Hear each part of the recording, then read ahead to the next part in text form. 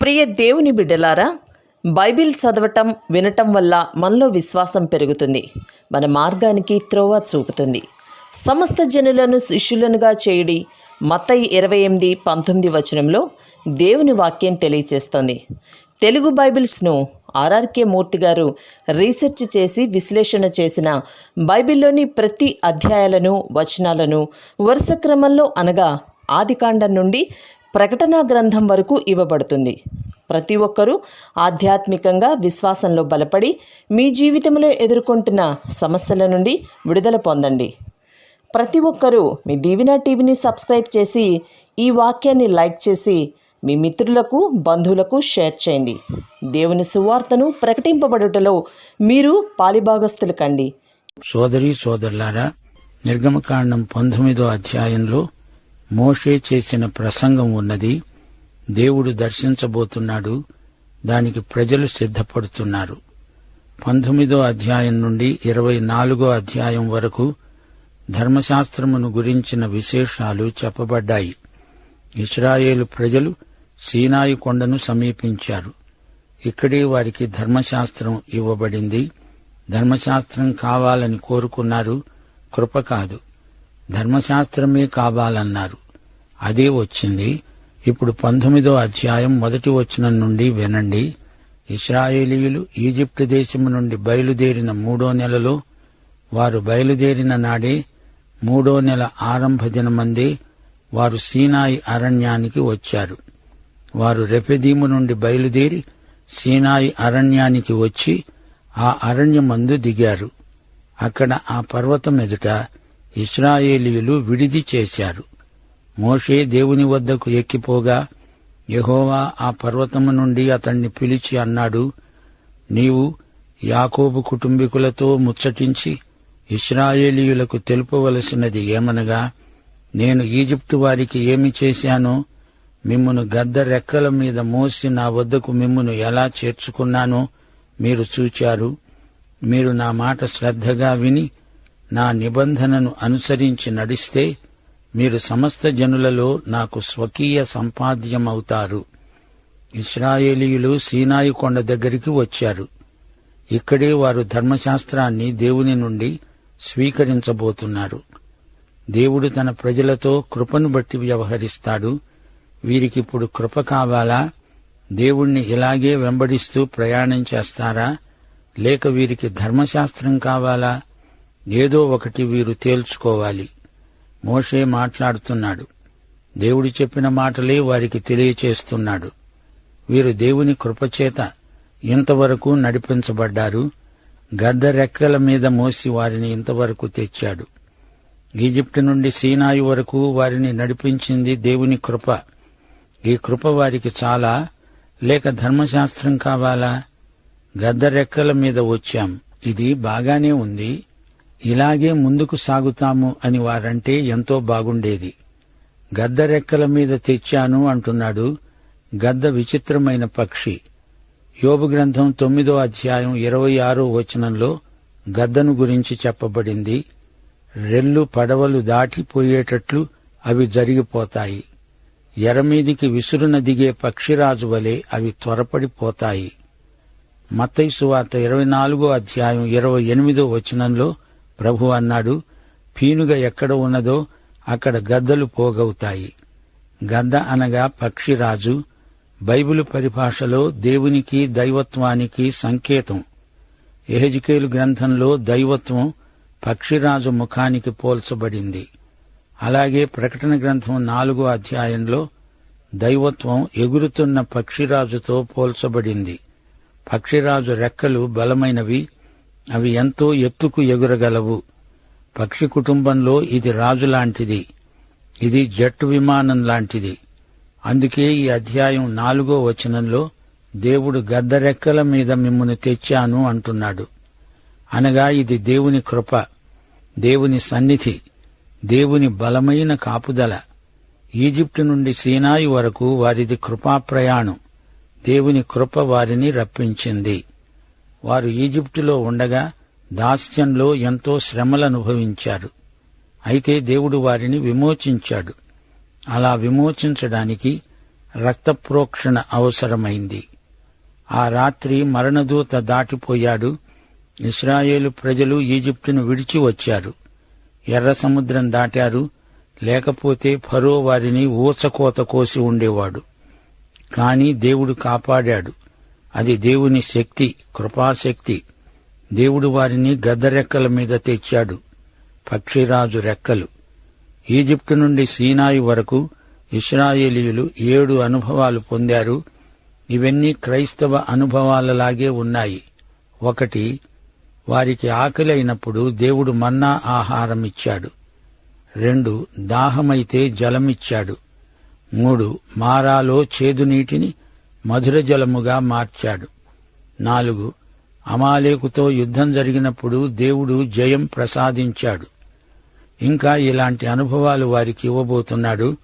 ఇంత దూరం దేవుడు వారిని గద్దరెక్కల మీద తెచ్చాడు. ఈ రోజున దేవుడు మనల్ని కృపలో భద్రపరచి నడిపిస్తున్నాడు. మనం విశ్వాస యాత్రలో ఉన్నాము. సీనాయి కొండ దగ్గర దేవుడు వారికి జ్ఞాపకం చేస్తున్నాడు. దేవుడు వారిని ఎలా చేర్చుకున్నాడో, వారిని ఎలా మోసుకొచ్చాడో చెప్తున్నాడు. ఇప్పుడు వారిని నిలదీసి అడుగుతున్నాడు, మీకు కృప కావాలా లేక ధర్మశాస్త్రం కావాలా? నేను మీకు ఆజ్ఞలు ఇస్తాను, ఆ ప్రకారం జీవిస్తారా లేక ఇదే విధంగా కృపలో ప్రయాణం కొనసాగిస్తారా? సోదరీ సోదరులారా, ఈ రోజున దేవుడు మనల్ని కృపచేతనే రక్షిస్తున్నాడు. ధర్మశాస్త్రం మనల్ని రక్షించజాలదు. ధర్మశాస్త్రానికి కృపకు ఎంతో తేడా ఉన్నది. ధర్మశాస్త్రం ఇవ్వమంటుంది, కాని కృప ఇస్తుంది. ధర్మశాస్త్రం చెయ్యమంటుంది, కృప విశ్వసించమంటుంది. ధర్మశాస్త్రం దండిస్తుంది, ఖచ్చితంగా నెరవేర్చమంటుంది. కృప శక్తిని ప్రసాదిస్తుంది. ధర్మశాస్త్రం పనిచేయమంటుంది, కృప విశ్రాంతినిస్తుంది. ధర్మశాస్త్రం బెదిరిస్తుంది, శపిస్తుంది. కృప వాత్సల్యంతో బ్రతిమలాడుతుంది, ఆశీర్వదిస్తుంది. ధర్మశాస్త్రం చెయ్యి, అప్పుడు బ్రతుకుతావు అంటుంది. కృప బ్రతుకు, తరువాత చెయ్యి అంటుంది. ఎంత గొప్ప వ్యక్తినైనా ధర్మశాస్త్రం శిక్షిస్తుంది, తీర్పు తీరుస్తుంది. కాని కృప ఘోర పాపినైనా రక్షిస్తుంది. ధర్మశాస్త్రం దేవుని స్వభావశీలాన్ని చూపుతుంది, మానవుని బలహీనతను కూడా చూపుతుంది. రోమాపత్రిక 3:19 ఇదే సత్యాన్ని వివరిస్తోంది. ప్రతి నోరు మూయబడినట్లు, సర్వలోకము దేవుని శిక్షకు పాత్రమగునట్లు ధర్మశాస్త్రము చెబుతున్న వాటినన్నిటినీ ధర్మశాస్త్రమునకు లోనైన వారితో చెబుతున్నదని ఎరుగుదుము. ధర్మశాస్త్రము ద్వారా రక్షణ కలగదు. ధర్మశాస్త్రము అందుకు ఇవ్వబడలేదు. ధర్మశాస్త్రమును గైకొన్నందువలన ఎవ్వడూ రక్షించబడడు. మోషే అంతటి వాడు కూడా ఒక వ్యక్తిని హత్య చేశాడు. ఆ తరువాత విసుగుతో దేవునికి అవిధేయత చూపాడు. మరి ధర్మశాస్త్రం ఎందుకు ఇయ్యబడినట్లు? గలతీ పత్రిక 3:19 దీనికి జవాబు చెప్తుంది. అలాగైతే ధర్మశాస్త్రం ఎందుకు? ఎవనికి ఆ వాగ్దానము చేయబడిందో ఆ సంతానము వచ్చే వరకు అది అతిక్రమములను బట్టి దానికి తరువాత ఇయ్యబడింది. అది మధ్యవర్తి చేత దేవదూతల ద్వారా నియమించబడింది. ధర్మశాస్త్రం మనం పాపులమని రుజువు చేస్తుంది. అయితే వాగ్దాన సంతానం వచ్చే వరకు ధర్మశాస్త్రం తాత్కాలికంగా ఇవ్వబడింది. ఆ వాగ్దత్త సంతానం యేసుక్రీస్తే. గలతీ 3:24 మనము విశ్వాసమూలమున నీతిమంతులమని తీర్చబడినట్లు క్రీస్తునొద్దకు మనలను నడిపించడానికి ధర్మశాస్త్రము మనకు బాలశిక్షకుడైంది. ధర్మశాస్త్రం మనకు బాలశిక్షకుడు అనగా బడిపంతులు మాత్రమే కాదు, దీనికి వేరే అర్థముంది. చిన్న పిల్లల సంరక్షణ కోసం ఒక బానిస ప్రత్యేకంగా నియమించబడతాడు. ఆ బానిస పిల్లవానికి స్నానం చేయిస్తాడు, బట్టలు తొడుగుతాడు, అవసరమొస్తే అతని ముక్కు చీత్తాడు, పిల్లవానికి అవసరమైనవన్నీ చేస్తాడు. బడికి తీసుకెళ్తాడు, బడి నుండి పిల్లవాణ్ణి ఇంటికి తెస్తాడు, అన్నీ చేస్తాడు, చూస్తాడు. గ్రీకు భాషలో ఈ బాలశిక్షకునికి పైడగాగోస్ అనే పేరుంది, అనగా సంరక్షకుడు, శిక్షకుడు. పిల్లవాణ్ణి చేయి పట్టుకుని నడిపించేవాడు అని అర్థం. ధర్మశాస్త్రం మనకు బాల శిక్షకుడు, పైడగాగోస్. పిల్లవాణ్ణి నడిపించేటప్పుడు యేసుక్రీస్తు శిలువ వద్దకు నడిపిస్తున్నాడు. ఇదిగో నీకు రక్షకుడు అవసరం, ఇదిగో నీవు పాపివి, నీవు రక్షించబడాలి అని ధర్మశాస్త్రం నేర్పుతుంది. 6వ వచనం, సమస్త భూమి నాదే కదా, మీరు నాకు యాజక రూపమైన రాజ్యముగా పరిశుద్ధమైన జనముగా ఉంటారు అని చెప్పు. దేవుడు ఇశ్రాయేలు ప్రజలను యాజక రాజ్యంగా రూపొందించాలని సంకల్పించాడు. గోత్రాలన్నీ కూడా యాజక గోత్రాలు కావాలని దేవుడు ఉద్దేశించాడు. అయితే ఒక్క గోత్రం మాత్రమే యాజకులయ్యారు. ఎందుకని? కాదేషు బర్నియా వద్ద వారు గొప్ప శోధనకు గురి అయ్యారు. వారు బంగారు లేగదూడను చేశారు. ఆ సమయంలో మోషే కొండమీద దేవుని ధర్మశాస్త్రాన్ని స్వీకరిస్తున్నాడు. అయితే తిరిగి 1000 ఏండ్ల పాలనలో ఇశ్రాయేలు జాతినంతటిని యాజక రాజ్యంగా దేవుడు తయారు చేస్తాడు. సంఘం ఎత్తబడిన తరువాత, అనగా సంఘం పరలోకంలో నూతన యెరూషలేములో ప్రభువుతో ఉన్నప్పుడు ఈ భూమి మీద ఇశ్రాయేలీయులు యాజక రాజ్యం అవుతారు. మోషే వచ్చి ప్రజల పెద్దలను పిలిపించి యెహోవా తనకాజ్ఞాపించిన ఆ మాటలన్నీ వారి ఎదుట తెలియపరిచాడు. అందుకు ప్రజలందరూ యెహోవా చెప్పినదంతా చేస్తామని ఏకంగా ఉత్తరమిచ్చారు. అప్పుడు మోషే తిరిగి వెళ్లి ప్రజల మాటలను యెహోవాకు తెలియచేశాడు. దీనితో ధర్మశాస్త్ర యుగం ఆరంభమైంది. దేవుడు ఇశ్రాయేలు జాతికి ధర్మశాస్త్ర ప్రదానం చేశాడు. ఈ ధర్మశాస్త్ర యుగం సీనాయి కొండ నుండి కల్వరి శిలువ వరకు కొనసాగుతుంది. నిర్గమకాండం నుండి నేరుగా శిలువ వరకు ప్రయాణం చెయ్యాలి. ధర్మశాస్త్రాన్ని ఎవరూ నెరవేర్చలేరు, అది మానవరీత్యా అసాధ్యం. అయితే వారన్నారు, యెహోవా చెప్పినదంతా చేస్తాము అన్నారే కాని వారు చేయగలరా? అసాధ్యం. ఆ తరువాత 15 సంవత్సరాలు ఇదే రుజువైంది. వారు ధర్మశాస్త్రాన్ని నెరవేర్చలేరు. ప్రకృతి సంబంధి దేవుణ్ణి సంతోషపరచలేడు. ధర్మశాస్త్రాన్ని నెరవేర్చడానికి విఫల ప్రయత్నం చేస్తారు. పాత స్వభావం తిరుగుబాటు చేస్తుంది. రోమాపత్రిక 8వ అధ్యాయం 6-7 వచనాలు ఇదే సత్యాన్ని వ్యక్తం చేస్తున్నాయి. ఆత్మానుసారమైన మనస్సు జీవము, సమాధానము. శరీరానుసారమైన మనస్సు దేవునికి విరోధమై ఉన్నది. అది దేవుని ధర్మశాస్త్రమునకు లోబడదు, ఏమాత్రమూ లోబడనేరదు. శరీరానుసారమైన మనస్సు మరణం. సోదరీ సోదరులారా, మన స్వభావం ప్రాచీనమైనది. ఈ పాత స్వభావం దేవునికి శత్రువు. ఇది దేవునికి లోబడదు, దేవుణ్ణి సంతోషపరచజాలదు. ప్రియశ్రోతలు, ఈ సత్యాన్ని మీరు కనుగొన్నారా? ఏ మానవుడు ప్రకృతి సంబంధిగా, శరీరానుసారిగా దేవుణ్ణి ఎంతమాత్రమూ సంతోషపరచనేరడు. అయితే దీనికి దేవుడు ఒక ప్రత్యేకమైన ఏర్పాటు చేశాడు. ధర్మశాస్త్రాన్ని నెరవేర్చగలను అని ఎవరైనా అంటే అది వేషధారణ. దేవుని ఉన్నత ప్రమాణాలను ఎవరూ పాటించలేరు. ఇశ్రాయేలు స్థితి చూడండి. దేవుడు వారికి ధర్మశాస్త్రం ఇస్తుంటే వారు ఆ ప్రకారం చేస్తామని ధీమాగా అంటున్నారు. వారికి అంత అహంభావం తగదు. వారు తమ స్వప్రయోజకత్వాన్ని చాటుకుంటున్నారు. ఈ రోజున కూడా అలాంటి వేషధారులెందరో ఉన్నారు. ఇశ్రాయేలు జాతి ధర్మశాస్త్రాన్ని నెరవేర్చే ప్రయత్నంలో విఫలమైపోయింది. ఇప్పుడు దేవుడు ఇశ్రాయేలును దర్శించబోతున్నాడు. 9వ వచనం, యెహోవా మోషేతో అన్నాడు, ఇదిగో నేను నీతో మాట్లాడేటప్పుడు ప్రజలు విని నిరంతరము నీ యందు నమ్మకముంచేటట్లు నేను కారుమబ్బులలో నీ వద్దకు వస్తాను. మోషే ప్రజల మాటలను యెహోవాకు చెప్పాడు. సోదరీ సోదరులారా, దేవుడు ధర్మశాస్త్రాన్ని ఇచ్చిన దృశ్యం చాలా అందమైనది అనుకుంటారు. కాదు, అది భయంకరమైన దృశ్యం.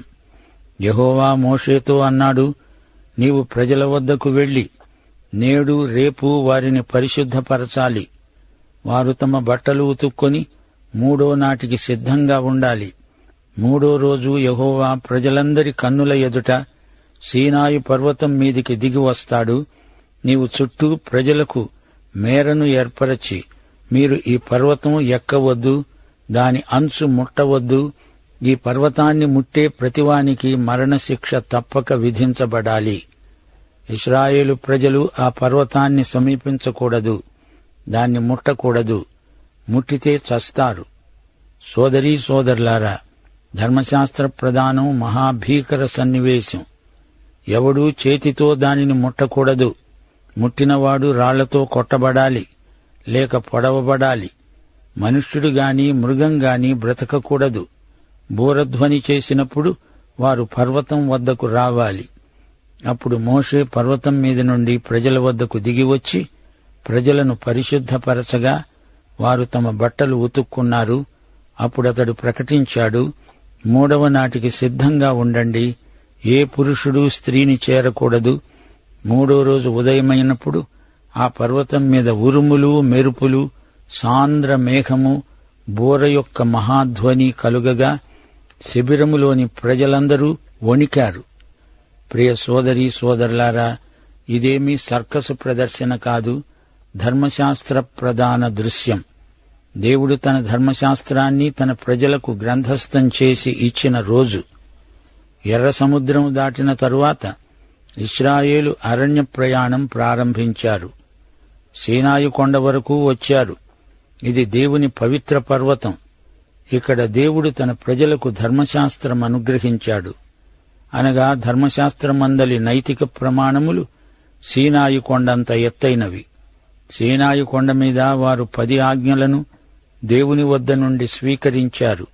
అంతేకాదు, సాక్ష్యపు గుడార నిర్మాణానికి దేవుడు వారికి కొన్ని హెచ్చరికలిచ్చాడు. సీనాయి కొండ అనుభవాలు వారెన్నడూ మరువలేదు. దేవునికి మనమంతా విధేయులమై ఉండాలి. ధర్మశాస్త్ర నైతిక నియమాలు మానవుని పాపాన్ని బట్టబయలు చేస్తాయి. మానవుల నైతిక జీవితానికి దేవుడు నిర్ణయించిన ఉన్నత ప్రమాణాన్ని ఎత్తిచూపుతాయి. ఇశ్రాయేలు చరిత్రలో సీనాయి కొండ ఎంతో ప్రాముఖ్యమైన స్థలం. ఇక్కడే దేవుడు మోషే ముఖాముఖిగా కలుసుకున్నారు. ఇక్కడే అంతకు ముందు మండుతున్న పొదలో మోషే దేవుణ్ణి కలుసుకున్నాడు. ఇక్కడే దేవుడు తన ప్రజలతో నిబంధన చేసుకున్నాడు. ఇక్కడే ఏలియా దేవుని మెల్లని స్వరం విన్నాడు.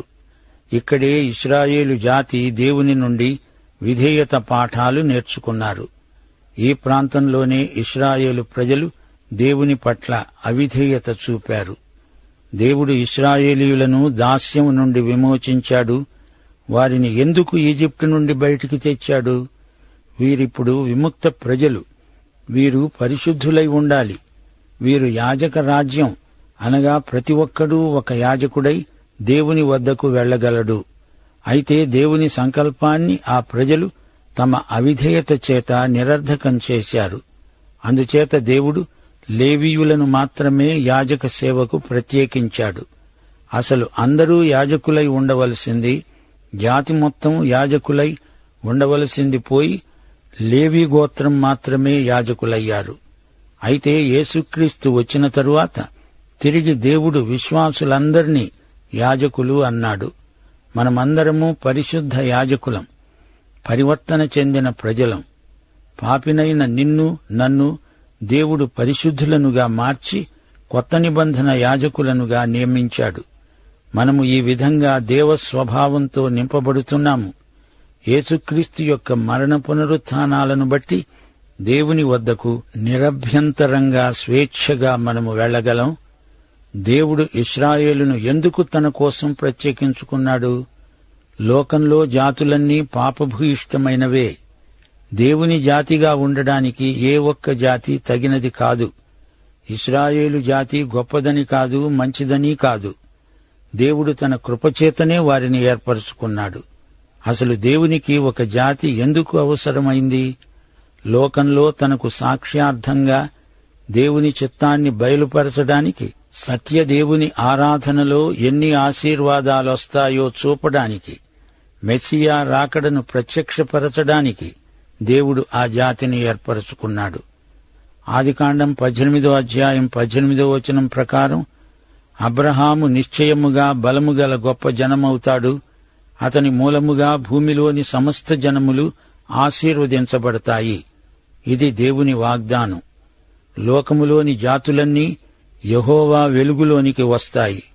యెషయా గ్రంథం 60వ అధ్యాయం 3వ వచనం. దేవుడు ఒక జాతిని చేపట్టి దానికి మంచి శిక్షణనిచ్చి లోకమంతా ఆశీర్వదించబడడానికి సాధనమవుతుంది అని దేవుని సంకల్పం. అబ్రహాముతో దేవుడు నిబంధన చేసుకున్నాడు. అందుకే 5వ వచనంలో, మీరు నా మాట శ్రద్ధగా విని నా నిబంధనను అనుసరించి నడుచుకుంటే సమస్త దేశ జనులలో నాకు స్వకీయ సంపాద్యమవుతారు. మీరు నాకు యాజక రూపకమైన రాజ్యం, పరిశుద్ధమైన జనం. ఈ సందర్భంలో ఆదికాండం 15-17 అధ్యాయాలను జ్ఞాపకం చేసుకోవాలి. అబ్రహామీయ నిబంధన దేవుని ప్రజలెన్నడూ మర్చిపోకూడదు. అబ్రహాము వంశీకులు లోకమంతటికీ ఆశీర్వాద సాధనమవుతారు. ఇశ్రాయేలు జాతితో దేవుడు చేసుకున్న నిబంధన ఎప్పటికప్పుడు దేవుడు నూతనపరుస్తున్నాడు. నిబంధన ప్రకారం దేవుడు వారిని ఆశీర్వదిస్తాడు. వారిని గూర్చి శ్రద్ధ తీసుకుంటాడు. ప్రజలు దేవునికి విధేయతను చూపుతాము అంటున్నారు. దేవుని నిబంధన దృష్ట్యా ఇశ్రాయేలు ప్రజలు పరిశుద్ధులై జీవించాలి. ఇశ్రాయేలీయులు అనేకసార్లు తాము చేసుకున్న నిబంధనను ఉల్లంఘించారు, తప్పిపోయారు. కాని దేవుడు తన నిబంధనను ఎన్నడూ ఉపసంహరించుకోలేదు. దేవుడు నిబంధన దేవుడు. సోదరీ సోదరులారా, మర్చిపోకండి, మనం నిబంధన జనులం. ఇది కొత్త నిబంధన, యేసుక్రీస్తు రక్త నిబంధన. దీని ప్రకారం విశ్వాసులందరూ కొత్త నిబంధన యాజకులవుతున్నారు. 1 పేతురు 2వ అధ్యాయం 5వ వచనం ప్రకారం యేసుక్రీస్తు ద్వారా దేవునికి అనుకూలములైన ఆత్మ సంబంధమైన బలులను అర్పించడానికి మనము పరిశుద్ధ యాజకులము. మనము ఏర్పరచబడిన వంశం, రాజులైన యాజక సమూహం, పరిశుద్ధ జనం, దేవుని సొత్తైన ప్రజలం. మన భాగ్యం ఎంత గొప్పదో చూడండి. మన దేవుడు నిబంధన దేవుడు, మనము నిబంధన ప్రజలం. పాత నిబంధన ఆధారంగా కొత్త నిబంధన విశిష్టతను గుర్తించగలం.